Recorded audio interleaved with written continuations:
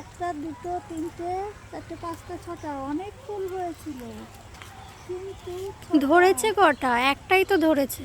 না, এই যে কটা ধরবে, আচ্ছা, এখানে ছটা ধরবে, আর এখানে দুটো ধরছে, কিন্তু অনেক ফুল হয়েছিল, সব ফুল ধরেনি।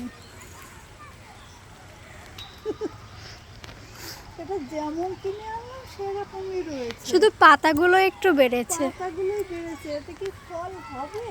গাছটাও তো বাড়ছে না। গাছটাও বাড়ছে না। না, এগুলো হলুদ পাতা, এখন একটু গ্রিন হয়েছে। স্থলপদ্ম লাগিয়েছিলাম, তার 4টে গাছ বেঁচেছিল, কিন্তু পরে আস্তে আস্তে গাছগুলো মারা গেল, একটা গাছ আছে, খুব একটা পারছে না।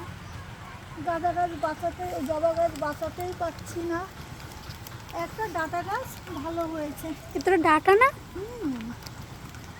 একটা ডাঁটা গাছ ভালো হয়েছে। আর এই গাছটা তো কত বড় হয়ে গেছে। এই গাছটা নিচেই বালতিতে লাগিয়েছিলাম, তখন তো মাটি ছিল না, এবার এখানে এনে লাগিয়ে মাটি দিয়েছি, গাছটা এবার অনেক ফুল হয়েছে। এর আগে একটা দুটো ফুল হতো, এবছর গাছটা অনেক ফুল দিয়েছে। আমার প্রতি বছর একটা করে তিল গাছ হয়, তাতে তিলও হয়। এবছর একটা তিল গাছ হয়েছে, আর একটা আম গাছ হয়েছে। আর আমার মা টক ফুল খেতে পছন্দ করে, তাই আমি টক ফুল খেয়ে আটি ফেলেছিলাম, বীজ থেকে এই গাছটা হয়েছে। আরও হয়েছে, আরও 3টে 4টে হয়েছে।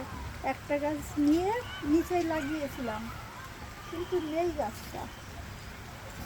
দেখুন কত সুন্দর সুন্দর গাঁদা গাছ হয়েছে, ফুল হবে কিনা জানি না, না না, হবে।